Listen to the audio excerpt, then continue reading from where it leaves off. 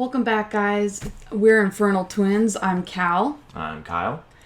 Today we have a very special episode because it's going to be the start of a new series.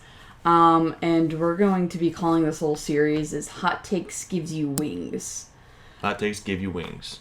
Yeah, give you wings. Give you wings, Give you wings. Could be giving you. It gives you wings. Giving of gives. The giving tree.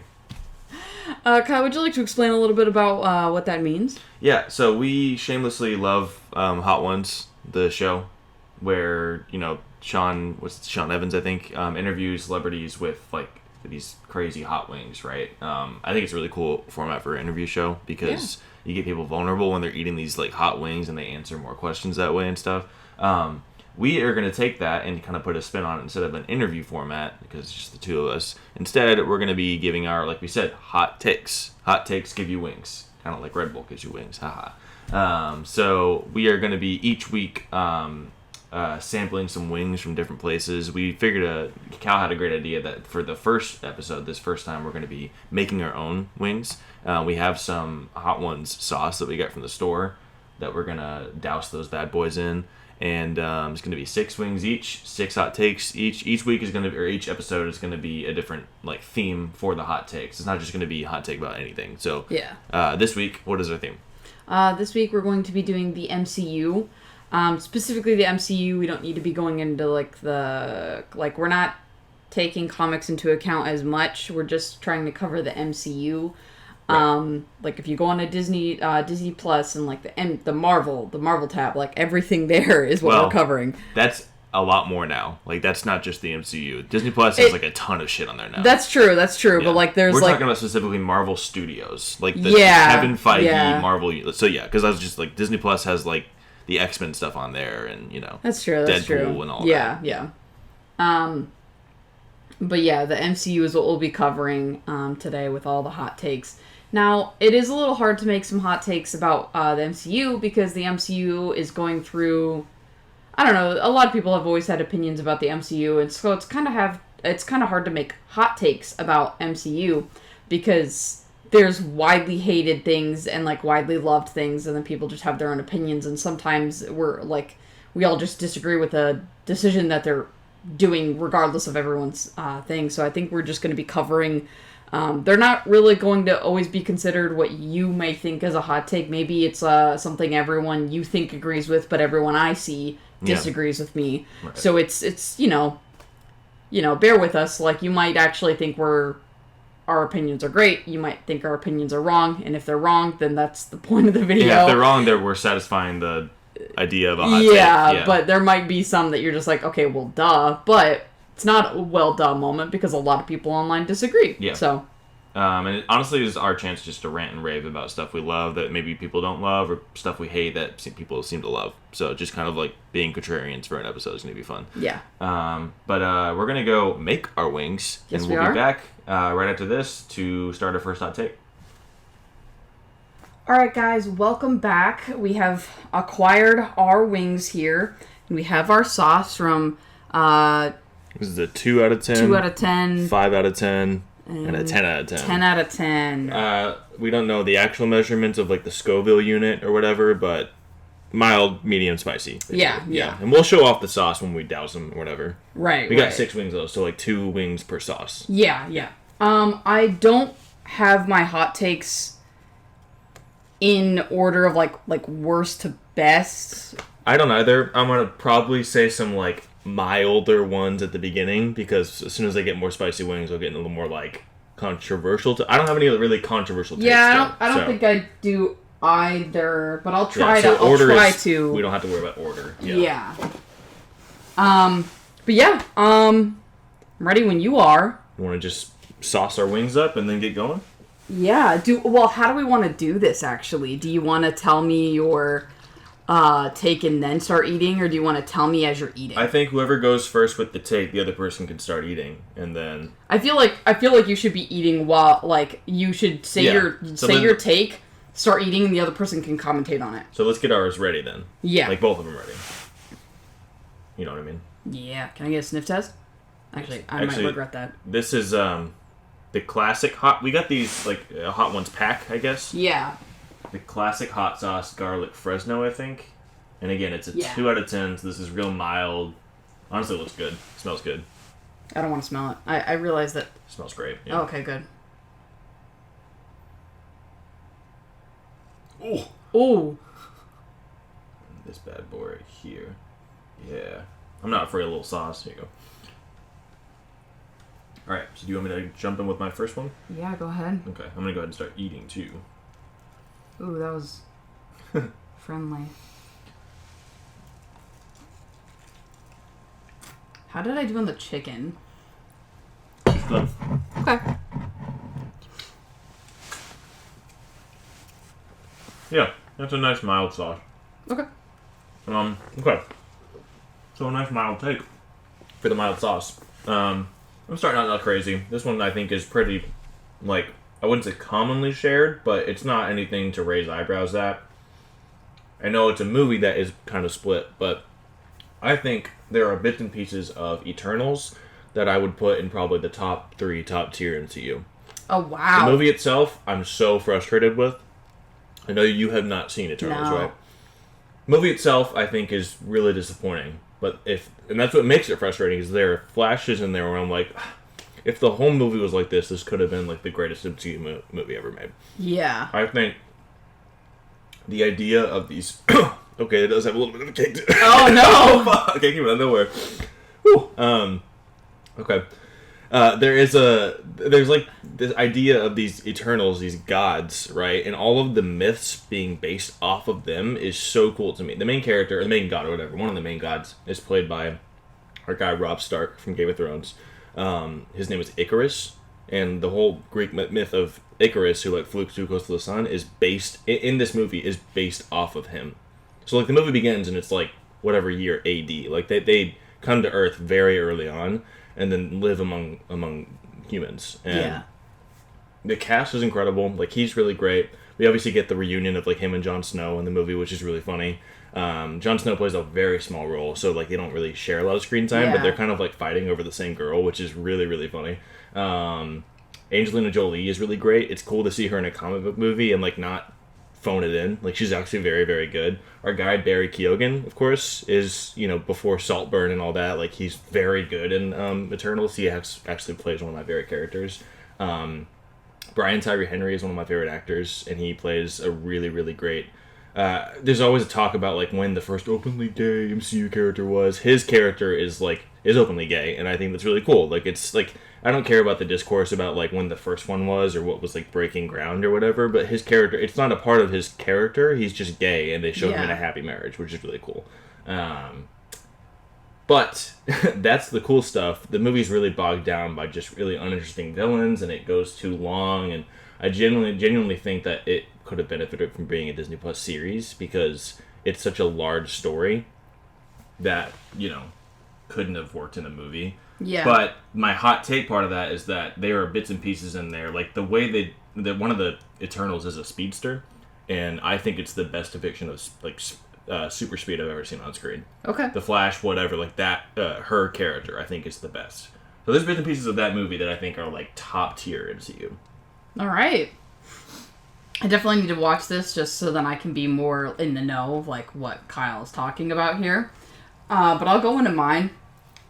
And this one I feel like a lot of people agree with, and some people who like don't agree, it's not because they disagree, it's more like because they don't care. Sure. And they almost kind of just want to be like, I just want to enjoy things, like, why do you gotta complain about it? Oh, okay, yeah. Fuck the multiverse. Yep. Why are we... Well, hold on, let me take a bite. Let me get a bite. Yeah. Get in there. Good. It's good sauce, though. It's very tangy. Mm-hmm. I'm going to put some more on this one because I didn't get a whole lot. It's free ASMR for you guys. Oh my god. I hope it doesn't legitimately pick that up. I don't know how Sean Evans does it. Okay, so... That was good. Let me get another bite of the... I did not get a lot of hot sauce. Yeah. Let me go full in. Go for it.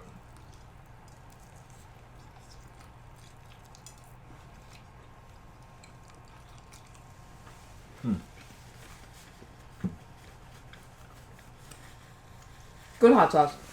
Tastes good. So I genuinely hate how everything is tied together. The multiverse has created it to be, it's not user friendly. It's not viewer friendly. It's not intro friendly. If I wanted to sit down and watch anything Marvel, there's so much homework. There's homework. Yeah. Oh, hey, I'm a casual, I'm not really a movie person, but, like, I found this new friend group, and they all, like, love movies. Oh, you guys like watching Marvel movies? Cool, I'll go see the new one with you. Oh, you need me to marathon every single one? That should be a choice, not required. You and I like to, like, when something new comes out, we like to either rewatch everything or go back and watch things to catch up and, like, understand, like, the new stuff.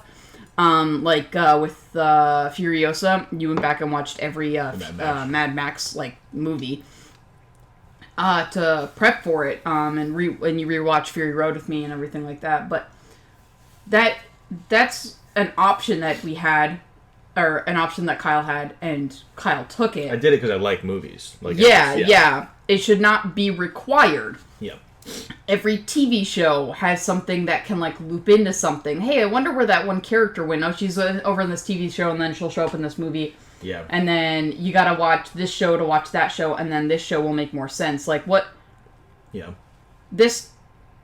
What happened to just cool cameos here and there? And we didn't rely on cameos, and, you know, like, that become, like, the staple piece. Like... Yeah. Like, what is all this? Like, why can't we just have one thing that, like, is able to be standalone? Now, there's, like, very few Marvel things that I think are standalone, Guardians, and even then, I feel like there's something that ties in. Like, Guardians, yeah, but then Guardians comes into the Infinity War and everything, so it's like, you kind of need to watch those movies to, like, see where Guardians goes after that and everything. Which, to be fair, going off of that note, not necessarily the multiverse's fault. That was before the multiverse. Like, yeah. But I know what you mean, because the multiverse has only made it worse. Like, yeah. And, like, the Multiverse Saga has had great shows and, like, a great movie here and there. But with what they're trying to build up, where it's, like, different, like, realities and everything, and saying this Earth, that Earth, and everything, it feels like it's, like, that's, I don't know, I'm starting to feel like as if everyone thinks that is how, like, a multiverse would go. Sure. And everyone's calling it a multiverse instead of, like, different realities. And, like there's different words for it, and everyone refers to it as a multiverse because that's what Marvel did. Yep. And, I just don't think it's a very smart decision to have that be the next saga, but that's what they're doing anyways. I think it is they're not, like, prepped for that. I don't think they have the time and, like, the writing capabilities to, like, pull it off. Well, the Infinity Saga was, like, incredible planning, because from the beginning they were always building up to Thanos, and that made complete sense. They haven't really been building up to the multiverse, it was just, it happened, and now it's just a thing. And the curious thing, this is great because this takes off of one of mine, and I had to choose between two, and this was going to be one of mine, so I'm glad that you said it. But I think that you're talking about, like, with people not knowing, I do think different realities have to do with the multiverse. My issue is more with the fact that I think the public perception of the multiverse now is linked to time travel. Like, different realities I'm okay with, because that literally is a multiverse. Like, that's just what a multiverse is. Yeah. But the idea that, like, because of the way Endgame handled it, and their time traveling branched off and created other universes, I know that's not just a MCU thing. I know plenty of stories do that. Yeah. The comics have never been like that. And you can correct me if I'm wrong. Like, I know that there's so many comics that cover different versions of multiverses, so I could be off there. But I think for the most part, the idea of the multiverse has always just been, no, there are alternate universes that exist in a multiverse, and they have nothing. Like, time travel didn't create that multiverse; they just have always existed. And so, because of the MCU being this huge tentpole franchise, the public is going to see that and thinking, "Oh, okay, so that's what the multiverse means. It has to do with time travel," which is such a fucking bummer. Like, that's just, I love time travel, I love multiverse. I don't love the two of them being linked as, like, one thing. Yeah, yeah. So I know exactly where you're coming from. Was that you transitioning into yours as well? No. I'm saying I'm not going to use mine because you just kind of covered it. Oh, okay. And I had like 7, so now I can actually have 6. Okay, gotcha. Mine was really more just succinctly just saying the MCU has done serious damage to the public perception of the multiverse. Okay, yeah. But I agree with your general point of just I disagree with them doing the multiverse at all because it's not an interesting direction they're going in. You know? Yeah. Yeah. All right. Second take. Yeah. Second take. Okay. Kind of going off of not liking the direction they're going with the multiverse. This one's maybe a little bit spicier of a take. Not liking direction, going off of that. I think the Disney Plus shows have been fun. I think that they have explored certain fun side stories with different characters. Yeah. I think in general, like by and large, they have been a failed project. And they've kind of killed the brand of the MCU. Because, going off of your point, now when you sign up for Marvel, you are now expected to not just watch TVs, sign up for a fucking streaming service just to watch these TV shows. Watch entire seasons of things, only to understand a movie that you also have to pay to go to see in the theater. Like, it's just... I think Connected Universe was such a special thing when the MCU started because that was not a common thing at all. Yeah. And it was really cool that they managed to pull it off. Like, I was really impressed by that. Now it feels like a chore that it's a Connected Universe, you know? Like, you have to watch this show to watch this movie to... And again, the shows are fun. Like, I like Hawkeye. I love Loki. You know? What If is fun. Yeah, Falcon and Winter Soldier. Like, they're fun shows, but... I'm of the opinion that most of them would be better as movies. I know I just said the opposite with the Eternals, that it could have been better as a show. For the most part, the shows that they have made are only 6 episodes, and they do feel like just kind of stretched out movies. They feel like they could just be... That's what editing is. Like, editing is just trimming things and making it into a more succinct story. I know we disagree about Falcon and Winter Soldier being like that, but, like, for the most part, I really think most of these things could have been... And honestly, most of them should have been, because, like, Hawkeye is a core Avenger. He's one of the original 6... And he didn't get his own movie. He got his own 6-episode Disney Plus show. Yeah. You know, like, I know he's a minor Avenger. Like, he's kind of just that guy who's there. But I love Hawkeye. He's, like, one of my favorite characters. So. And it feels like he's, like, a secondary main character. He's not even the main character of his own show. Mm-hmm. Which I love Kate.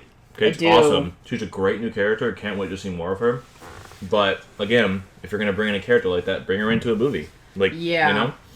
Yeah, 100%. So I think the shows have been a project that, by and large, has been a failure. I think that... And it sucks because it's not like them just trying something out. They seem to be banking their entire brand on that now. Yeah. Like, on the shows. Like, the shows seem to be the future of the MCU, which really worries me. Now, they could save that by maybe pivoting with... They've been taking so long to do the X-Men. If they do the X-Men as a TV show instead of a movie, an actual TV show, not a 6-episode...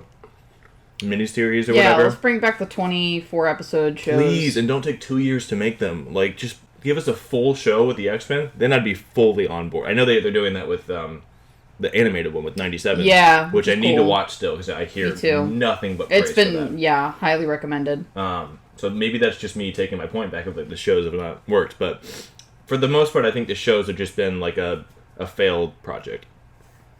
Understandable, yeah. Which sucks because you're right. They're like, I think they're pretty good, but like I do think that like these 6-episode show, like what are we doing? 6-episode shows, 10-episode seasons make some sense. Yeah, a lot of them are 12 episodes. Yeah, they've basically gone down from like the 20 something to like 10 to 12ish. And some of my favorite shows are 10 to 8 episodes per season. But they know what to do with it, and they know how to cover it, and also it's multiple seasons.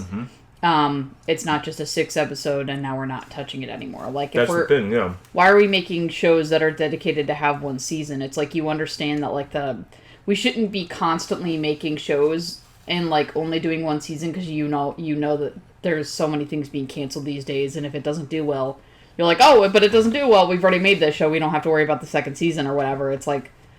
Really? Yeah.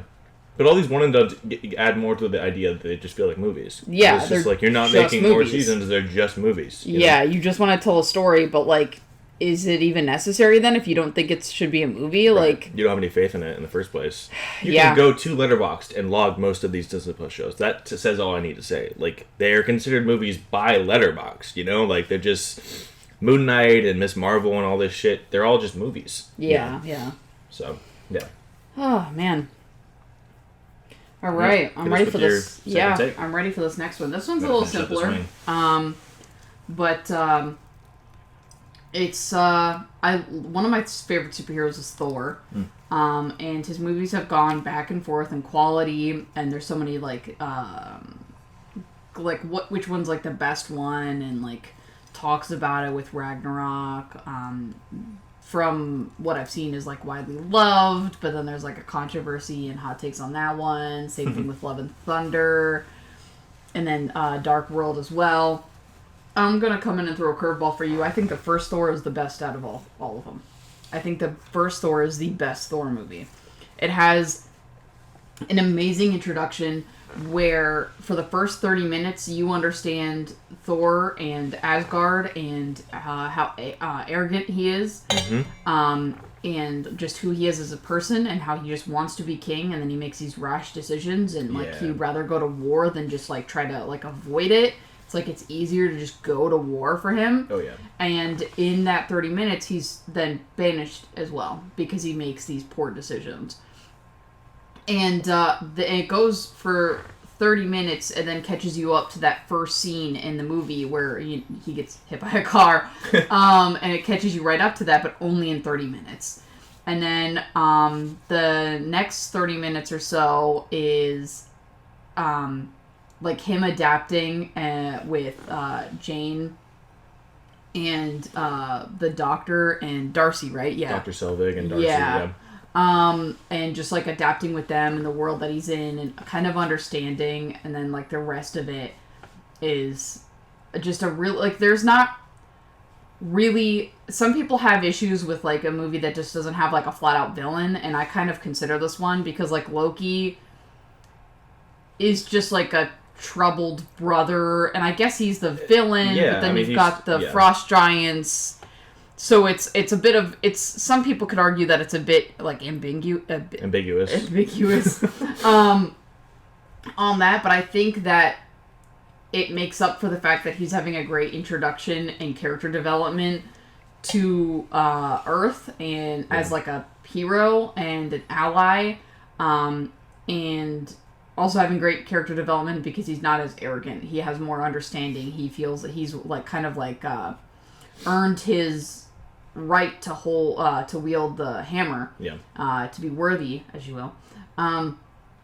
But I think it's the best one. The humor of it is simple. It's not overdone. It's not constantly humorous. It's got some things here and there, but it's not overbearing and frustrating. I like how it also dives into Loki as a character who then is like a character throughout the entire MCU series as well.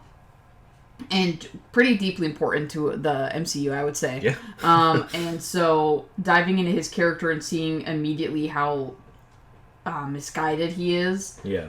And frustrated he is with his family and his home life, and finding out these secrets and seeing it like fester and the fire inside of him like flare up even more. And I think the first Thor movie is the best one. Oh yeah, by like a large margin, I think. Yeah. You're talking about the humor. I think that's a really big deal because I know a lot of people love Ragnarok. I have rewatched it and kind of it's grown on me a little bit. I don't love it still, but one of the things that I initially was just immediately out on was that one of the things I always loved about Thor, especially in this movie, is that the humor comes from the fact that he is not in on the joke. Like, the humor is making fun of him because it's a whole fish out of water story. Like, he's this god who has to adjust to being on Earth. And that's funny. It's funny watching him being like, this is good, another, just like being him on Earth. It just doesn't work right.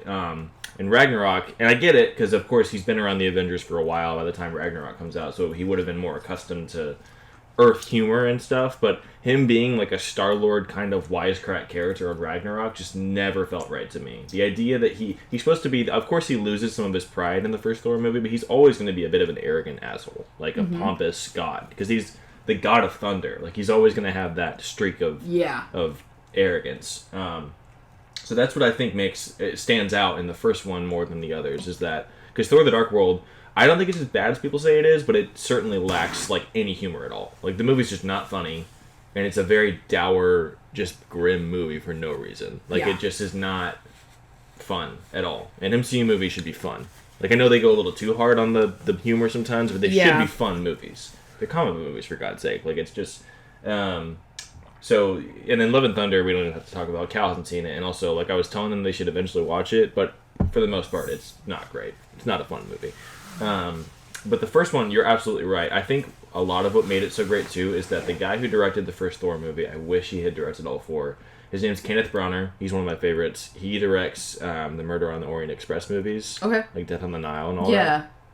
Also, though, but he got to start on stage as a Shakespeare actor and a Shakespeare director. And he also directed a couple film adaptations of, like, King Henry V and shit like that. And I really do think you can see that in the first Thor movie. Like, he brings a very Shakespearean kind of tragedy to Thor and Loki. And even in the Dutch angles, like he just makes it all so fucking dramatic. And I think it works because this is a Norse mythology story. It's supposed to be heightened and dramatic and very just extreme, you know? Yeah.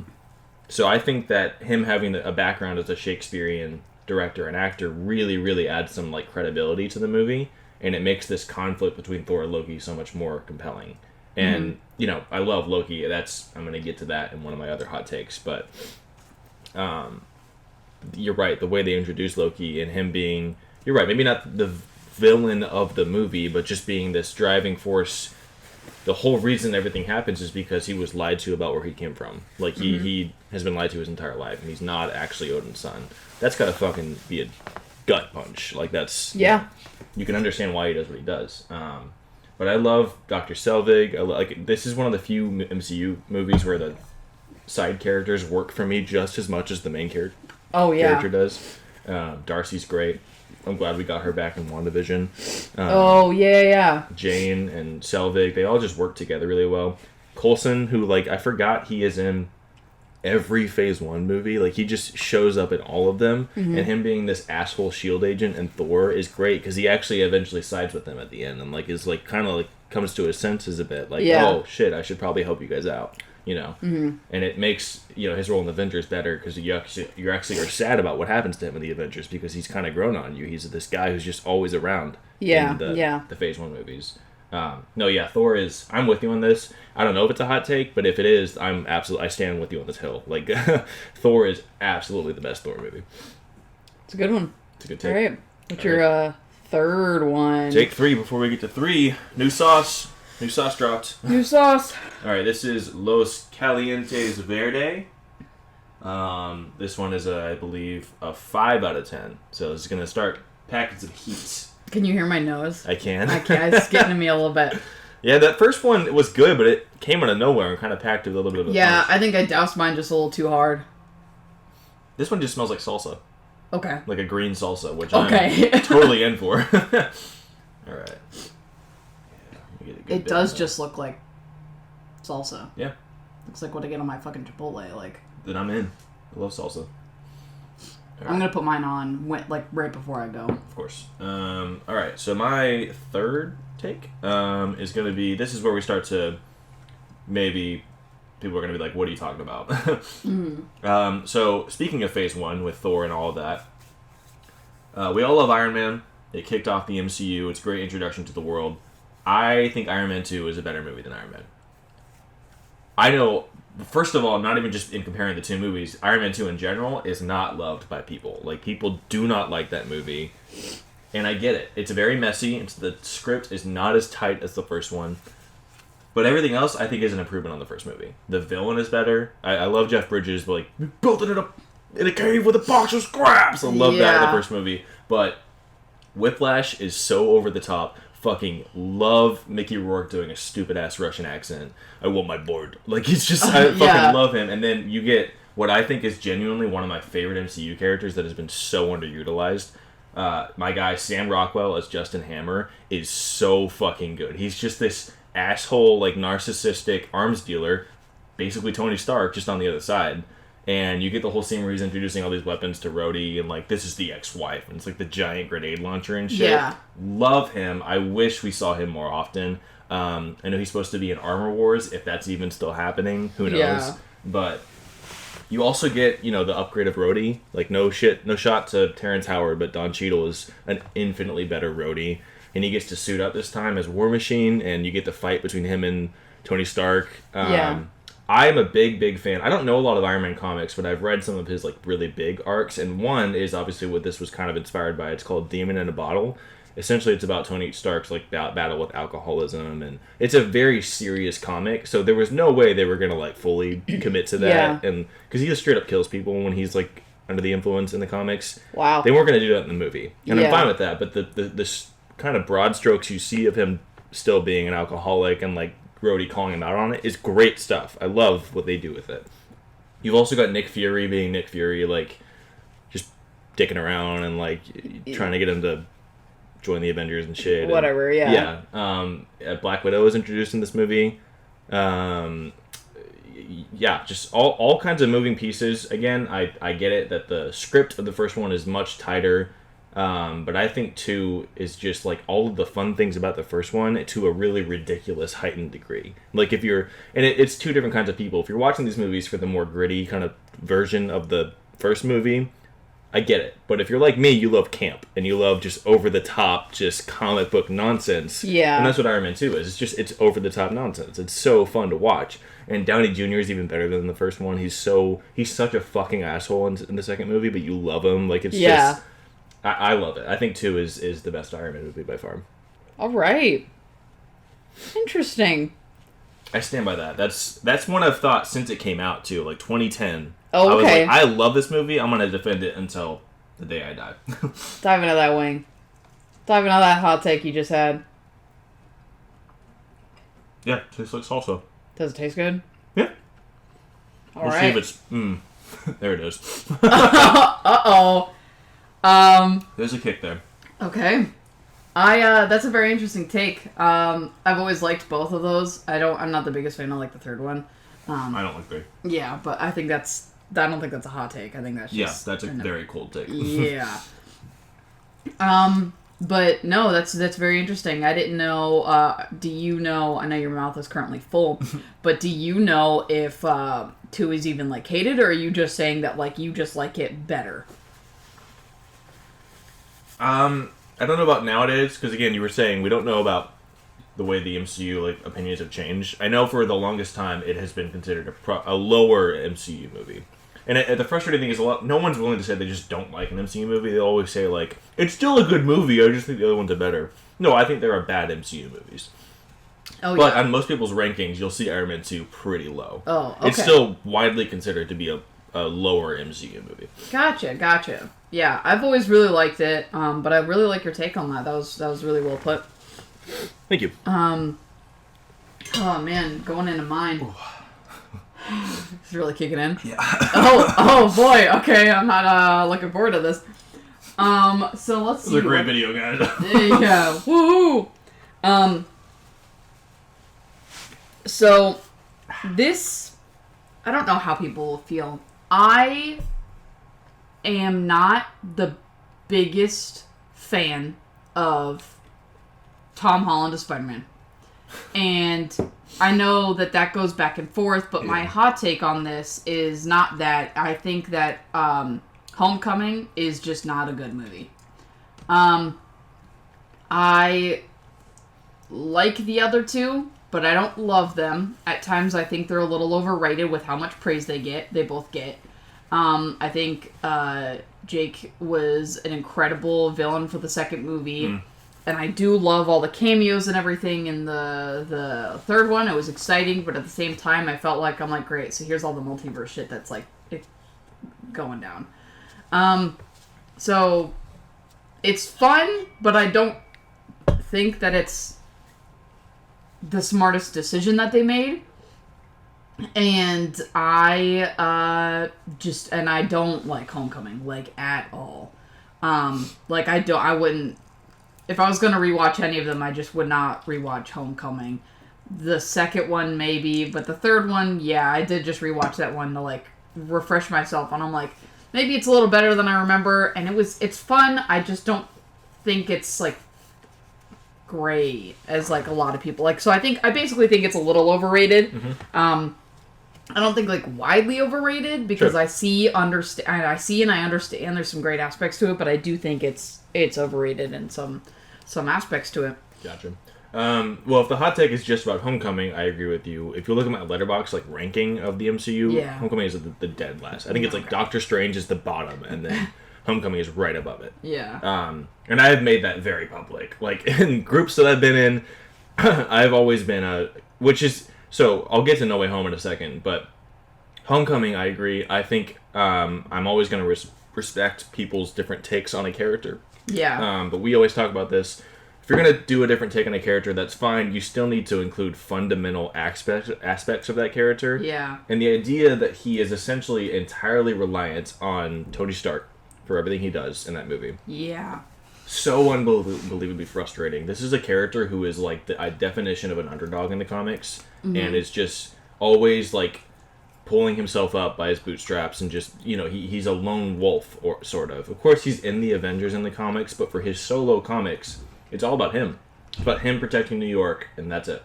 Yeah. And I understand when you're going to put a Spider-Man movie in the MCU, money-wise and just popularity-wise, you're going to want to connect it. Like, it's going to want to... If you throw a Robert Downey Jr. cameo in there, of course people are going to love that. Like, I understand it from a business standpoint, or even the little Captain America cameo in there. Like, I get it. Yeah. But, yeah. And that's the thing, like, that's the frustrating thing, is the movie is funny as hell. It's very funny, and it's like, if it was not a Spider-Man movie, it's a perfectly fun, like, John Hughes coming-of-age movie. You know what I mean? Like, take the Spider-Man out of it, and it's a very fun high school movie.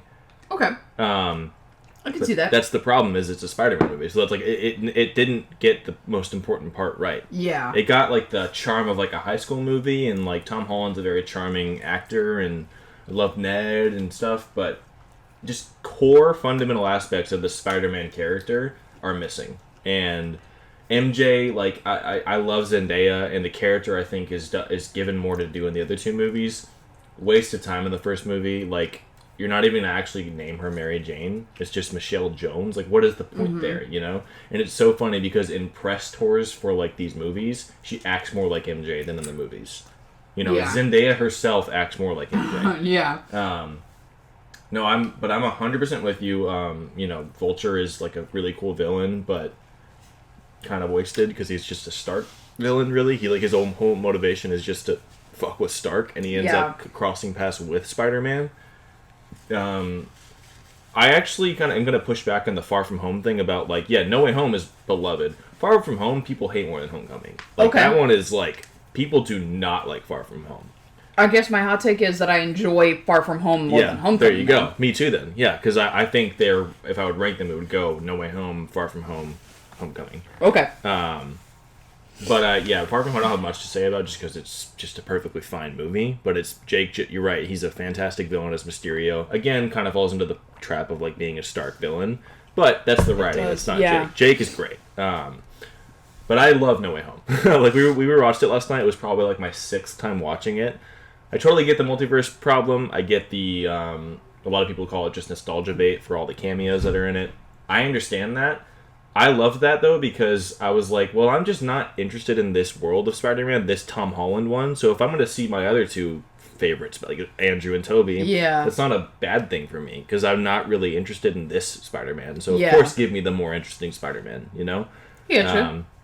Green Goblin just doing his Green Goblin thing, like, I love No Way Home. I understand the complaints with it, but I think it has to do with the theater experience, too. Getting to see that in the theater and just experience, after so many months of speculation of, like, what was going to happen in that movie, it was a huge deal, like, seeing that in the theater, crying my eyes out over May, and just, but if it's just Homecoming, I'm with you. I think it's a very, very, not just a bad movie, like a damaging movie to the Spider-Man character.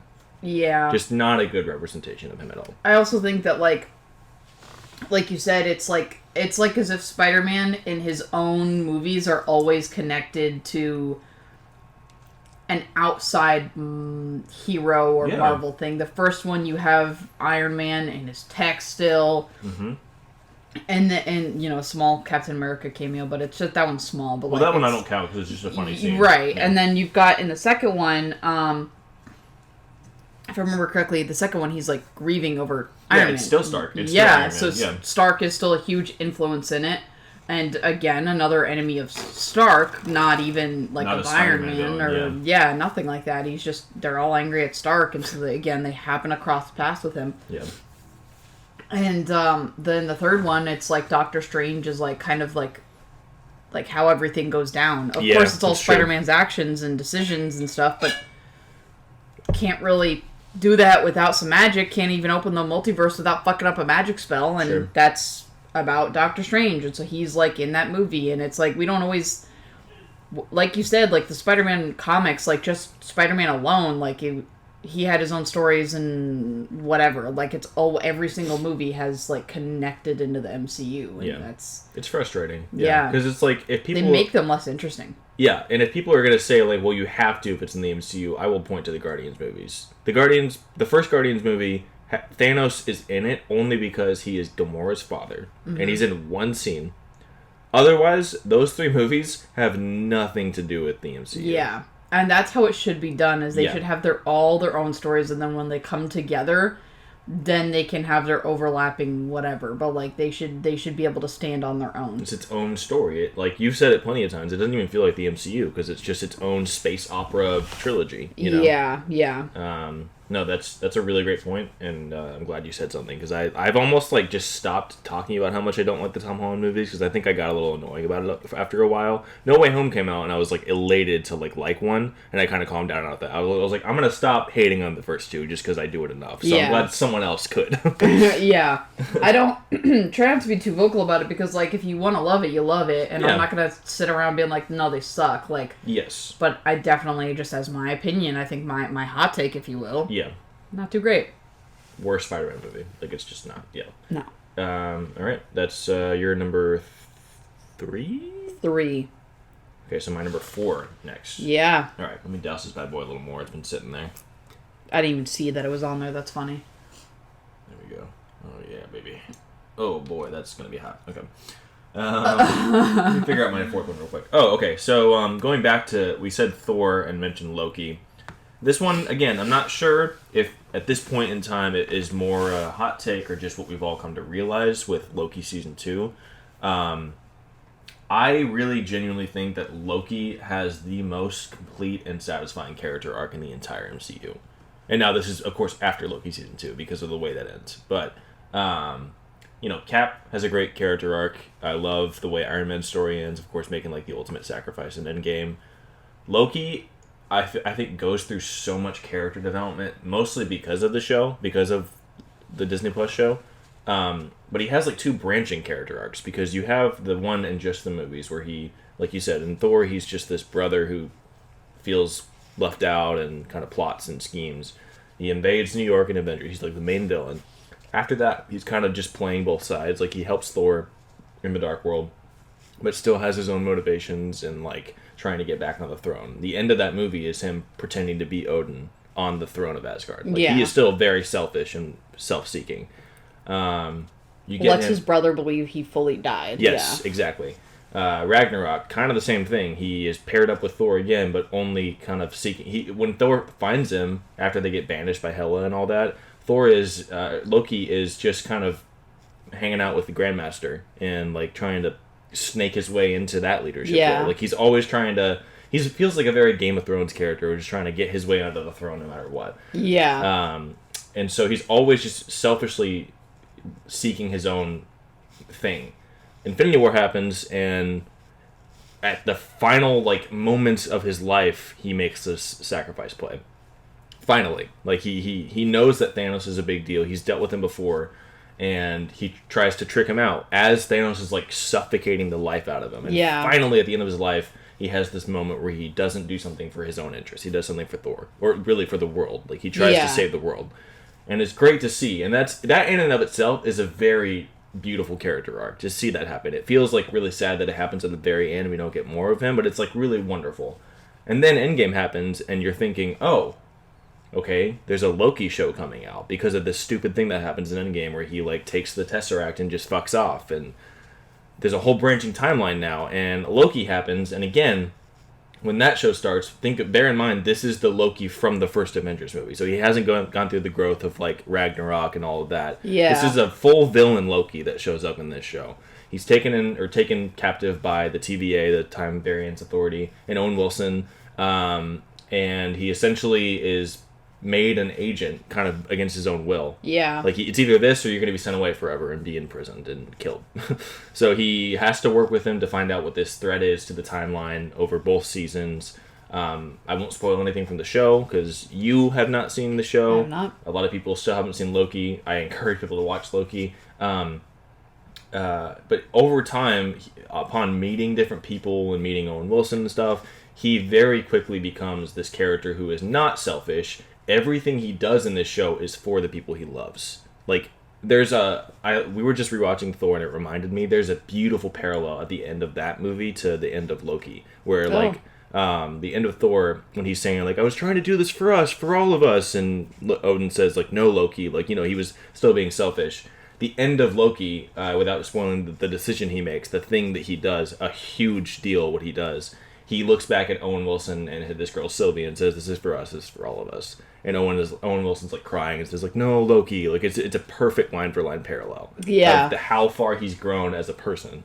And looking at where he ends off at the end of Thor and where he ends off at the end of Loki, night and day difference. What he does at the end of the show, and it's really hard to just dance around it and not just say it, but like, you've seen the finale. Having not seen the show, you've seen the finale. No, I was just present. Yeah. The thing that he does at the end of this show is like, wow, that's the same guy who was like invading New York and who was trying to kill his brother, you know? Yeah. So I think, all things considered, Loki Season 2 considered, beginning to end, I think Loki has the most complete, satisfying character arc in the entire MCU. Now, I have my favorites, like I love Rocket, he's my favorite MCU character. Yeah. But character arc, I think Loki going from full villain to what he is at the end of Loki Season 2, again, just a huge, huge turnaround 180 arc. Most satisfying, for sure. That's a good one. That's a good one. I am kind of curious on what other people's answers are for that. Like, what do people think is, like, the best character arc? What would they argue for that? Mm-hmm. I don't really have an argument. I haven't seen the Loki show, so it's hard for me to argue that, but I do think that he's been having a very wonderful character development because he's in so many things. And so you can see it slowly over time and not, like, crammed into one movie and then calling it a day. Like, it's done over time. And now I know I've talked about how I don't like how everything is connected, but if it's all his own movies and his own show. It's not like he's doing it in other things. Yeah. So if you're watching this series about Thor and Loki and you're going through and watching the Thor movies and then the Loki series, you can see it there. You can see it in their own timeline. It doesn't need to be like, oh, you have to go watch this other thing. The Avengers movies or whatever. Yeah. It's like, we know of those things. They're referenced in the movies and, like, they're talked about, and it's a very good character arc. Yep. That was good. All right. Time for mine. Let's see, which one am I gonna do? Oh, man.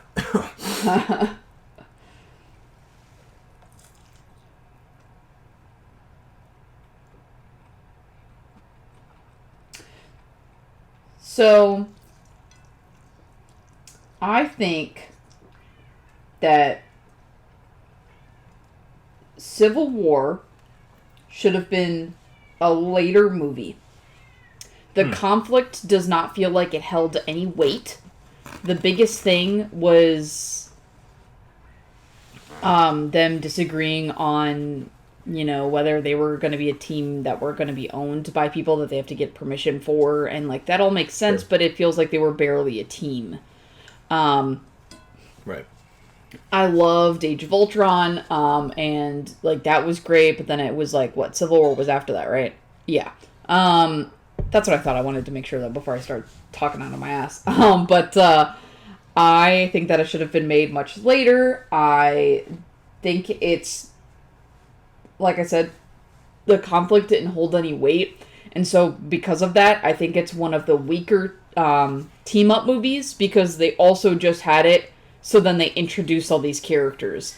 So now Ant-Man is tied in and knows the Avengers. Now here's Black Panther, oh my god. Spider-Man. And Spider-Man, yeah. And it's like, well, this feels like it could have been holding a lot more emotions if maybe these people all already knew each other and had established movies already. Yeah.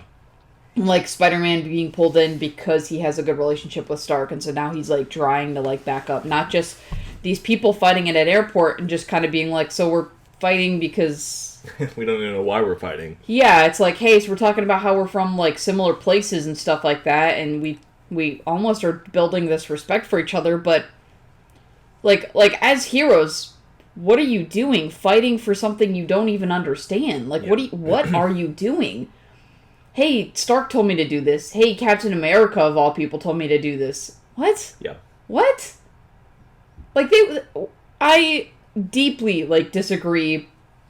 I think it's a fun movie to watch, but I think it's one of the weaker team-up movies. It didn't hold any weight, and it should have been later on. I understand that it was because of Age of Ultron that's what caused, like, you know, the political side of things, and that's what got them to disagree, and then, like, Bucky as well. But I think that they could have had just different reasons, and it could have been a later movie. Yeah. I don't think it's a team-up movie. I agree with everything else you said, though. Like, I just... As a movie, well, first of all, it just feels like an Avengers movie, but it's called Captain America, and that's kind of weird. He should have had a different movie. Yeah, it's sad to think that he didn't really have a proper third movie. Like, his third movie is just an Avengers movie. And that was his last movie as Cap. Well, other than the Avengers movies. Right. But, yeah. I agree. Civil War is an interesting one because... You're talking about, like, the hype of a movie in the theater. Of course, it's a bigger deal in the theater. I loved it in the theater. I loved seeing them fight. I thought that was a really cool idea. But as someone who loves the comic Civil War, it's very disappointing seeing the way it plays out. Because, like most of the MCU, it has no consequences. Yeah. Like, none whatsoever. The biggest thing that happens of consequence is that Rhodey is paralyzed, which is not a small thing. That's a big deal. He's best friends with Tony Stark, though, so... He has, like, new legs built for him. Yeah. And also, like, Cap and everyone are fugitives, but... Oh, guess what? Thanos is coming in Infinity War, so, like, let's just forget that they're fugitives, and now they're back together. You know? Yeah. I think that... Yeah, I've never really heard someone say it should have happened later, and that's a very interesting idea, because I think it could have benefited from that. You're right. When these people have been a team for only, like, 2 movies, it doesn't make it as, like, effective or sad when they're fighting each other. Yeah. It's sad for, like, you know, watching Tony Stark and Cap fight because you couldn't say they've been brothers or anything because they've always disagreed since the first Avengers movie, but they've been fighting together for 2 movies now, and that's sad to see, especially the, you know, like the iconic, like, you know, sorry, he's my friend, so was I. Like, y'all weren't friends, but, like, you know, it's still sad to hear him say that because Downey Jr. feels so betrayed by Cap. Yeah. I will say. I genuinely think his performance in the movie, Downey Jr.'s performance, is one of his best in the MCU. I think it's so good. It's so guilt-ridden. Like, there's the first scene where the lady whose, like, kid died in Sokovia corners him. Oh my god, it's a very effective scene because he freaks out. Like, she, like, reaches for her purse and he thinks she's pulling a gun on him. Like, it's just... Downey Jr. is just such a great actor, and I love that he actually got to do some real acting in the movies, like, occasionally. So he's great. I think, I mean, T'Challa is just... You know, everything Chadwick Boseman did was perfect. So, like, him in Civil War, even though it's a shoehorning thing of, like, bringing in this new hero, he's fantastic in the role. It's fun to see him. And talking about, like, character arcs, like I did with Loki, if you're talking about character arcs in that movie, he has the only real character arc. Because he comes into this thinking Bucky killed his dad, fights through this, like, conflict, and then ends up with Zemo and doesn't kill him. Because he has that great line of, like, vengeance is consuming them. I will not let it consume me. You know, he has this whole turnaround arc. But, no, yeah, Civil War is just a rushed thing They were never going to get the comic right because the comic involves so many more, like the Fantastic Four and Punisher and just all the... Yeah. I don't like when these movies want to do these huge events and they don't have the ability to actually do them. The Flash doing Flashpoint, but this really weird Frankenstein version of it. Not a fan of that. You just don't do it if you don't have the capability to actually adapt it right. Yeah.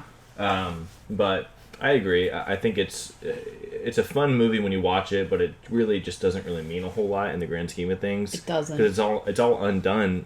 I wouldn't even say by the next movie, by the end of the movie. Like, at the end of the movie, Stark has a letter from Cap being like, if you need me, I'm one call away. Like, y'all just fucking killed each other. Like, try to kill each other, you know? Yeah. This means nothing. So, I agree. I think that I would have... You said that it wasn't a team-up movie, and I actually could agree. It's not a team-up movie, because they, like, couldn't... Like, they just... Like, they tried it, but they, like, it was like two team-ups versus each other. Oh, okay, so that's what I was meaning, was, like, they don't team up, they're fighting each other. Okay, right, so you just mean in the general sense of, like, a team movie. Yeah, like, they're building teams to go against each other, and, like, those teams, like, they're too weak, so it's a weaker movie for that. Yeah. And I think that, they do have great performances, but I almost feel like, just because RDJ was doing so great of his performance, I don't think that he was, like, as a character, like, you've been friends with him for a little bit, and you've known him for 2 movies. Yeah.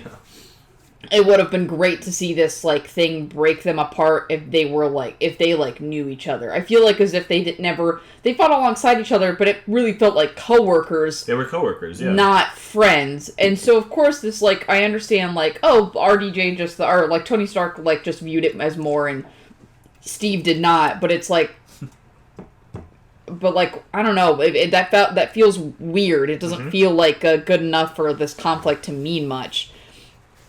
But I do love what they do with Tony Stark in that movie. But I don't know, it's too weak of a movie. I think it's one of the, I want to call it an Avengers movie and say it's one of the much weaker ones, but it's not technically an Avengers movie. I consider it one. If I just say, like, Captain America, it's my least favorite Avengers movie. Like, yeah. And if we're gonna go with title, it's definitely my least favorite Captain America movie. Oh, for sure. Obviously. Yeah, because the first 2 are fucking great. Like, yeah. Yeah.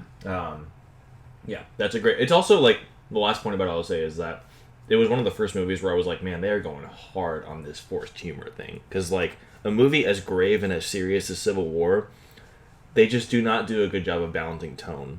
Where it's supposed to be this serious thing of we're all fighting and, like, the family's breaking up, but then you've got Spider-Man like, oh my god, have you guys seen that really old movie Empire Strikes Back? Oh my god, you have a middle arm! Yeah, like, it's going back and forth the whole time, so nothing ever feels that serious because they're constantly quipping and joking.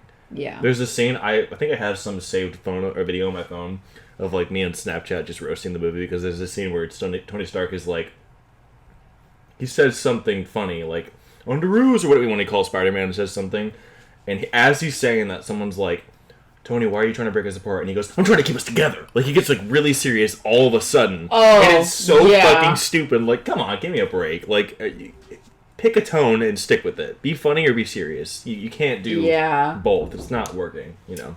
All right, guys, we've got here, we're going to do the next one, because we're down to our last 2 for the both of us. We've got 6. The Last Dab, and it says underneath, it's a quote, it just goes, it's a tough one. You see that? This is, this is when you watch the Hot Ones videos, this is the last one they do, Last Dab, obviously. But they call it the Last Dab because they just pour a little, I'm not going to do that. I'm pouring this all on my wings. We'll see how that works out, because my nose is already running from that last salsa one. The salsa one did not hit me as hard as the other one. I don't think it hit me, but for some reason, like, my body's reacted. Like, it wasn't spicy, but I just... You know. Okay, you had said, like, I don't know, like, the way you there was one part of it that had a kick, but the rest of it was pretty, I don't know, whatever. But the Last Dab, I'm going all in. I'm going to pour this bad boy on. Oh, boy. Is it still sealed? Oh, my gosh, we haven't even opened sealed. It. Oh, boy. This is the grand opening. No, so basically no one in my house has even tried this. That's and probably for good reason. No. All right, let's see. Let me give it a sniff test. Give it a... No. Why I gotta do all the sniff tests? You don't have to. I do a sniff test, so it kind of makes fun of me for it. Like, we'll get, like, alcohol, drink, like, anything. I always sniff it first. Like, always. I'll be, like, pop it open my thing, and I go, like, every time. This, I don't want to do it, because then I know I'm going to hesitate way more to eat it. Oh, my God. It's brown. Yeah, it's got a kick to that smell. Oh, see, that's why I don't want it. You made the right call. This is gonna be fun. Oh no! You're making me nervous. All right, let me. I am gonna pour it on first to like let it seep in. So let me take a bite and then I'll jump into my take. Oh, okay. Okay, it's a slow burn. I can feel it. Does it taste good? It tastes good. All of these taste very good. Okay. I don't like so this is a good choice. They taste very good. Okay, so my fifth take, again, this is one that I see people on both sides of, so I don't know if it's considered a real hot take or just, it's a very divisive issue. We were just talking about him in Civil War. Ooh, there it is. Oh, fuck. Keep talking. So I think that they should have recast T'Challa. Oh. Hear me out. Oh, fuck. Keep going. I'm starting to smell it now. This is just karma for me besmirching the good name of Chadwick Boseman. Now, look. This is him. Yeah. Oh, fuck. Oh, my God. Oh, that's got a kick. Yeah, you got tears. I got tears? Yeah, I can see them. Yep, your eyes are shimmering. Whew. There it is. Oh, my face is hot. I should not have doused that thing. Oh my God. Oh, okay. I gotta get through this take. Okay, so Chadwick Boseman dying was obviously very tragic. It was the worst thing they could have, they were in a nightmare scenario trying to make Wakanda forever. I do not envy that position to be in, that they had to do that. Having seen Wakanda Forever, I do like the movie quite a lot. I think the direction they went in with Shuri was very interesting because it's all about her, just being angry that he died and she couldn't help him. And it makes her very angry with this villain Namor, and the way they handle anger, because grief obviously is people handle it in different ways. Yeah. A lot of times it's just sadness, but the anger side of grief and being helpless, I think they explored really well. Clearly, I'm affected by it. You're like, I'm just so sad. Yeah, you're like, I'm just trying to get views. I'm gonna cry over Chadwick. But that being said, and this is nothing against. I was going to say this is nothing against the actress, but the actress who played Shuri is kind of a piece of shit. She was a very anti-vax person back in the day and had some really troubling views about transgender people, so that's kind of informing this decision. But nothing against her acting, because I think she plays Shuri very well. Shuri as Black Panther is just not anywhere near as impactful as T'Challa as Black Panther. He had such a screen presence that I know is impossible to replicate, but T'Challa himself was too important of a character to just... Well, he died. And he's off screen, and there's even a thing. I know you haven't seen Wakanda Forever. Do you care about spoilers? Nah, go ahead.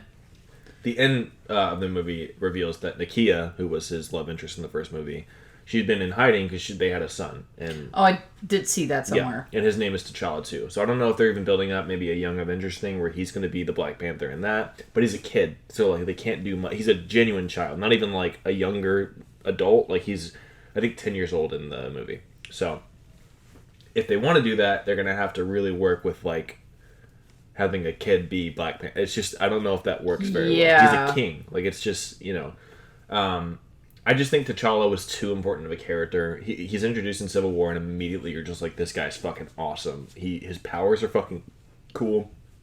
He's got one of my favorite suits in the MCU. His suit is fucking baller. I love that suit. Yeah. And his movie is obviously one of the most beloved MCU movies. I mean, Black Panther's a fantastic movie. I just think there was so much more to be told for his story. And so, shifting, again, they did the best they could because they could never have predicted what would happen with Chadwick passing away so young. They did the best they could with a really shitty hand that they were dealt with, but if it was me, it would be hard because it's hard to replace Chadwick, and I'm sure that there's a lot of feelings involved with that, but I would just recast the role and let someone else take on the mantle of T'Challa and carry on that legacy, that story. Okay. Because I even saw there were theories that they were going to maybe bring Killmonger back and have him have this redemption arc of like becoming Black Panther. I could kind of see that. Yeah. That'd be interesting. I guess they could still, in theory, do that if they wanted to. But making it Shuri, and again, nothing against Shuri, but like she's just not as interesting of a character to me. She never has been. And T'Challa, I think, just had such a fucking impact on the MCU in the short time he was a character. It just seemed like a no-brainer to just keep him going. Like, I just, there could have been people who played him. They were never going to be Chadwick, but we don't have to compare. Like, they could have been a new take on the character. Very difficult choice, and I'm not going to tell them it's the wrong choice to not recast him. I just would have preferred to see that. I would prefer to see T'Challa as a character still. Okay. That's definitely a hot take. I'm glad you saved that one for the last one. Yeah, because my lips are burning right now. I haven't seen Wakanda Forever, so it's hard for me to disagree or agree, but I'm glad that they just left him untouched. I kind of don't love when they just immediately be like, well, they died in real life, so we're just going to kill their character off. Well, that's what they did in the movie. That's what I'm saying. Okay. I don't like when they do that, because for Paul Walker, for example, they just said that his character went on and lived happily with his kids and his wife. Yes. That's it. Yeah. And I almost wish that they could have just done that. They could have been like, so they actually ended up having a son and he decided to retire to raise a son. Period. Yeah. I would believe that. That makes sense to me. He could give his role to the Queen or to Shuri, and we could still have Shuri continue on, but knowing that T'Challa is just off with his own family, happy. Yeah. That would make me so happy. She could have just been angry that he put the responsibility on her and up and left, and her behind. And she could be frustrated over that, and then struggle with not thinking she's worthy, and doing all the there's so much you can still do with that, without just killing him off screen. And it's really rough because the first scene in the movie is you don't see him obviously, but the body is flatlining.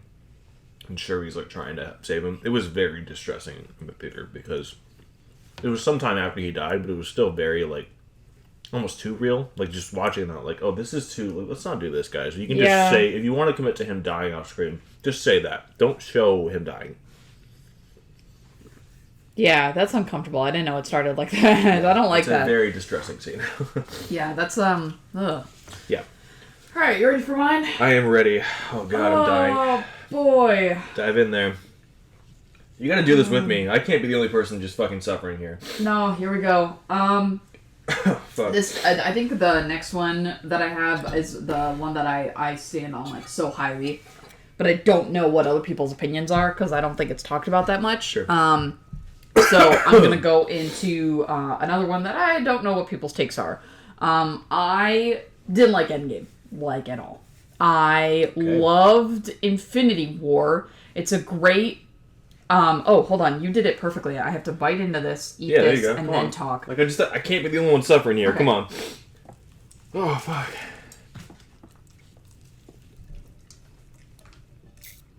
Uh-oh. Dude, I can feel it in my throat. Oh, my God. Don't do this. God. Do what they do and make it a dab. Just make it a dab. Don't fucking pour it on your wing. Oh, God. Fuck. I don't like that. Mm-hmm. Oh, God. Yeah. Oh, fuck. Oh, God. I like hot stuff and spicy stuff, but this is bad. It's in my throat. Yeah. Infinity War was infinitely better. Mm-hmm. It was a great start, and then Endgame was a terrible end. Terrible conclusion. Hated the time travel. And after Endgame, they should have... Oh my God. After Endgame, they should have taken a big break instead of immediately trying to push out more content. Yeah. That's a very good point.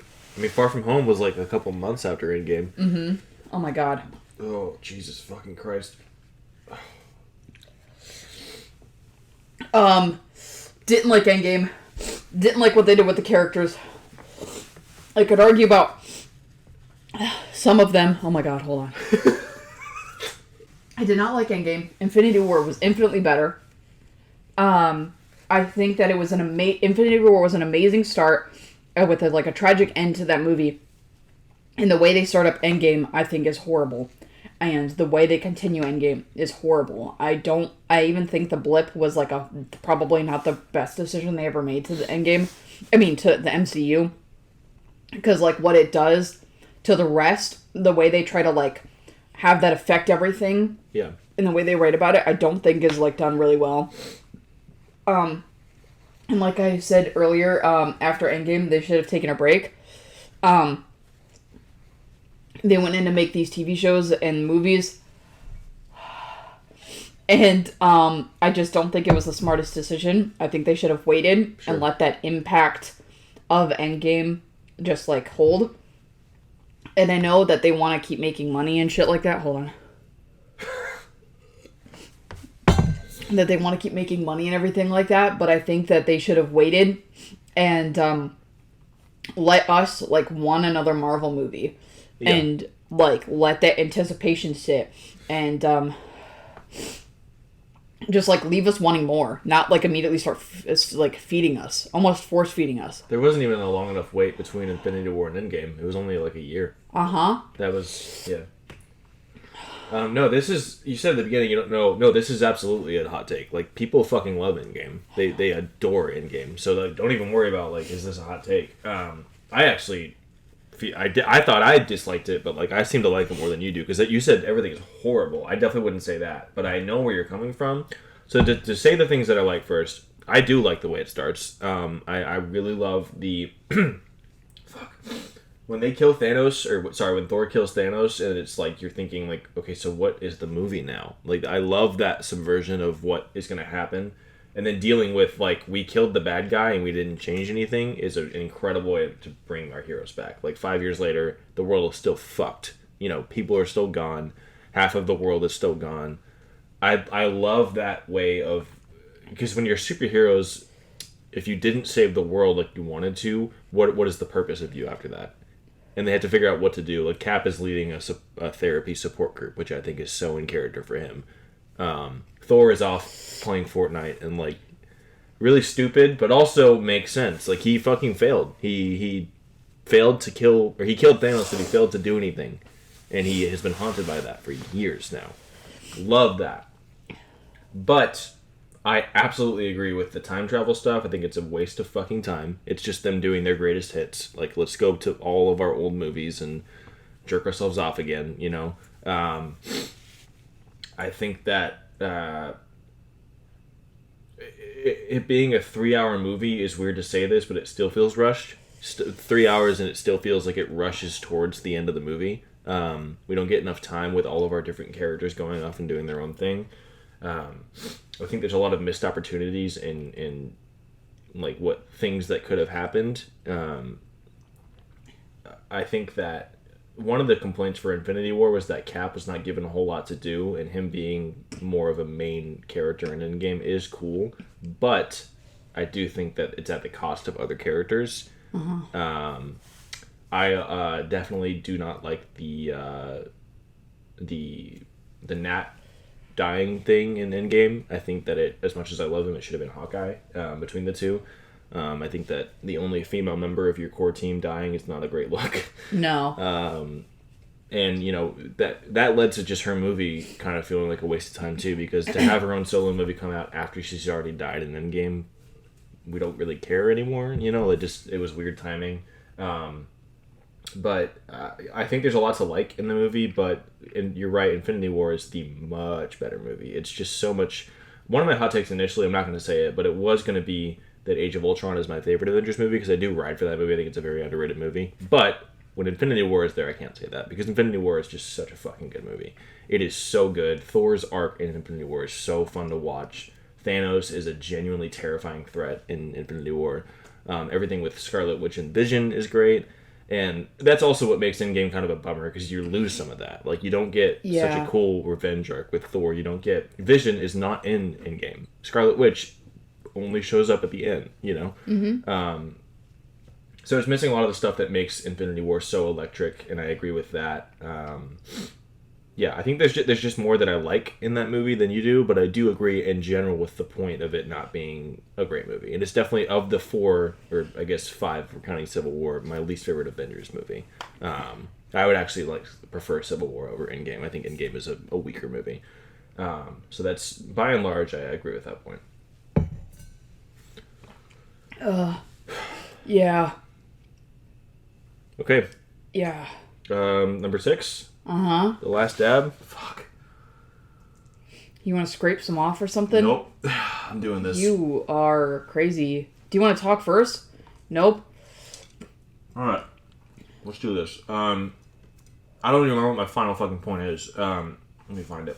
Because I'm already just fucking... I feel like I'm having a seizure. Okay. This is more of a general point. It's not about a specific movie. It's not about a specific... There it is. Oh, fuck. It's not about a specific character. Everyone has been waiting for the X-Men for years now. When are they going to bring the X-Men to the MCU? When are they going to bring the X-Men to the MCU? There's been hints at it. We have, Falcon and Winter Soldier is... Part of it is set in Madripoor, where a lot of mutants hang out. All these different references and Easter eggs. My hot take is that the introduction of mutants into the MCU is not going to be the game changer that everyone thinks it's going to be. Everyone thinks it's going to be this thing that revives the MCU and is and I get it. I love the X-Men. I adore the characters. I love the world of the X-Men. Fuck. At this point, it truly does feel a little too late. The X-Men should have been a part of the MCU far earlier than now. I think going off of your point of Endgame, you end that movie, you give it 2 or 3 years to breathe, and then the next movie is your first X-Men movie. Yeah. Because that is transitioning from your Avengers to a different core team to the X-Men. Or Fantastic Four, or someone else, you know? That's what I was thinking too. Jesus fucking Christ. Oh my god, my mouth. Oh, again, we know what's happening now with this new Deadpool movie with him and Wolverine being brought into the MCU. We don't even know how much that's going to play into everything, though. Yeah. It seems more like a solo kind of movie. But it just feels... Oh, my God. Oh, fuck. It all feels just a little too late. And my biggest point being that, everyone's been clamoring for X-Men being this thing that's going to change the MCU and make it better. I don't think that's the case. I think we've kind of shot ourselves in the foot at this point, and, by the time they bring the X-Men in, interest in the MCU is going to have, plummeted. People are not going to care anymore. It's not going to make enough money. We don't really care anymore, yeah. So they've kind of just killed their brand, and if they wanted to bring the X-Men in, it should have been years ago. Uh-huh. That's it.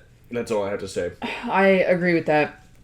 I don't even have anything. Actually, the next thing I have to say is going to be very close to it in a...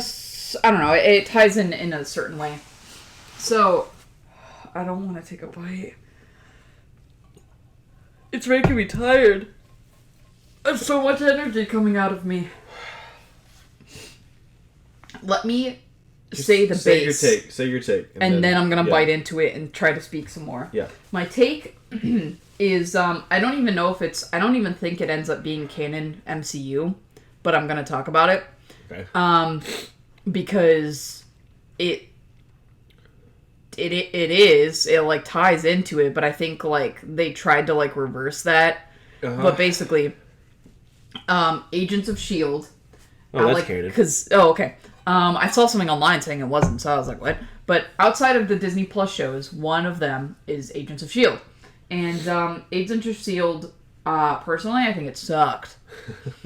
But the best parts of the show was the earlier seasons when it wasn't some... they're not called mutants, they're called Inhumans, but those are different things. Yeah, I know. Yeah. But they're just people with superpowers. Yeah. People with superpowers, and as soon as it becomes people with superpowers and everything like that, it's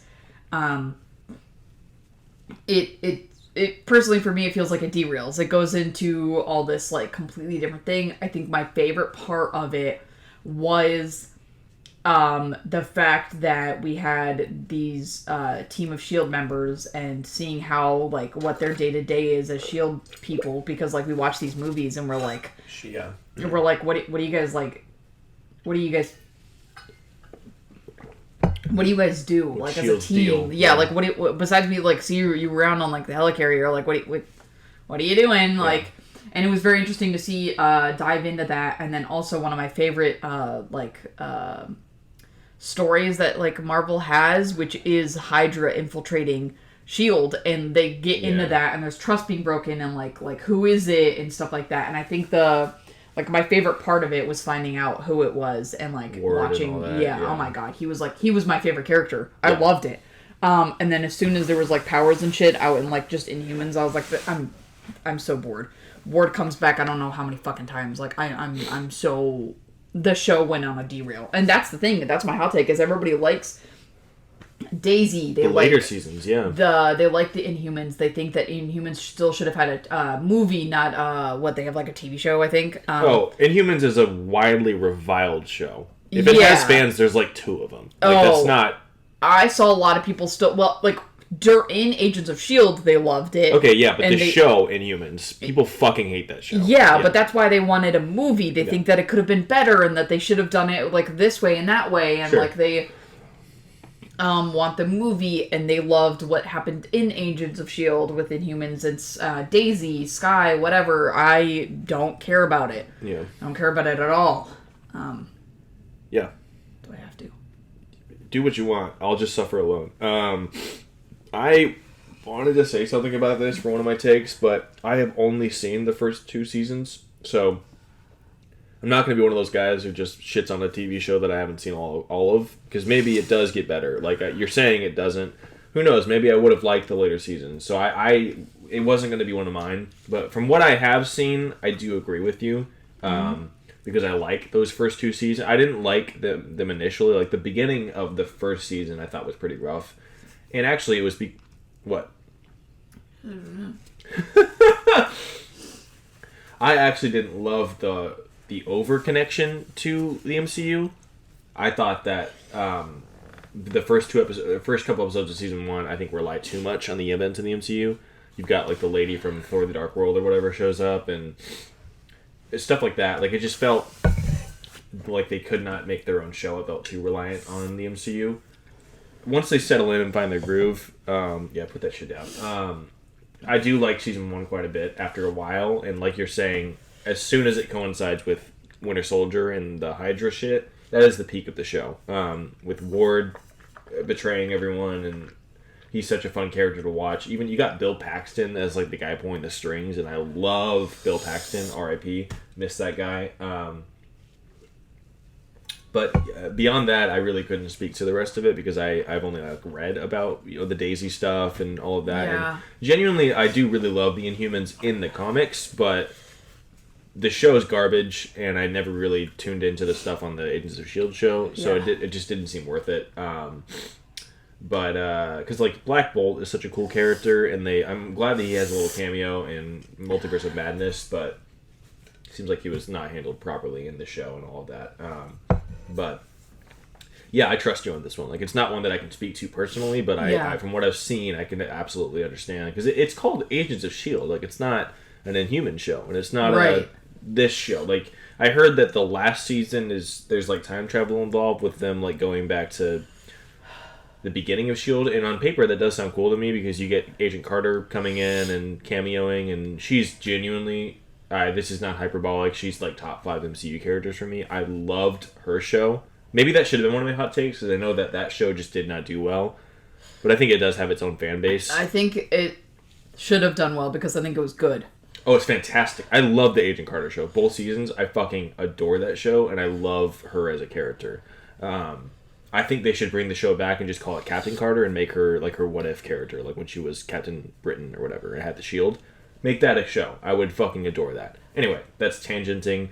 I heard that they'd cross over with that a bit in the final season, but it seemed like, again, too little too late of, like, this cool thing that they kind of just destroyed their own show before that happened. So Yeah, I had never been interested in tuning back in after that, after the first 2 seasons, even hearing that like their take on Ghost Rider was really good. It's not Nicolas Cage, so I don't care.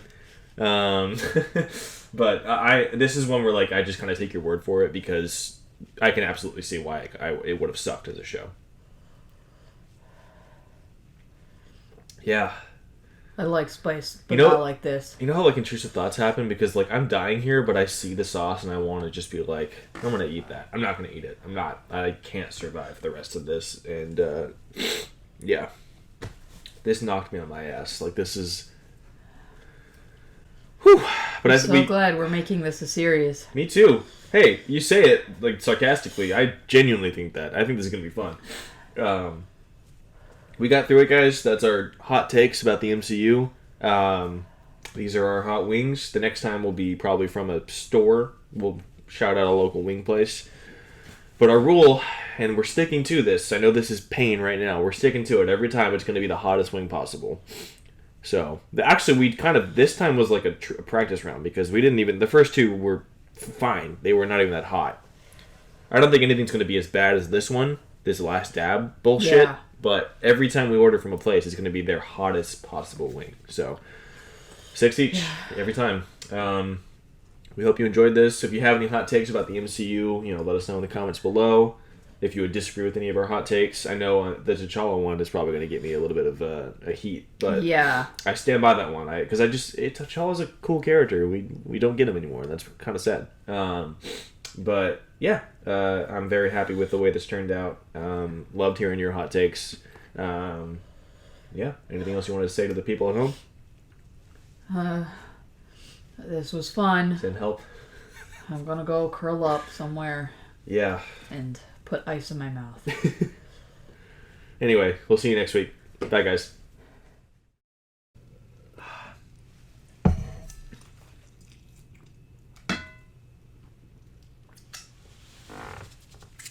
Why am I doing this? Why am I eating? Yeah, I don't know. For content.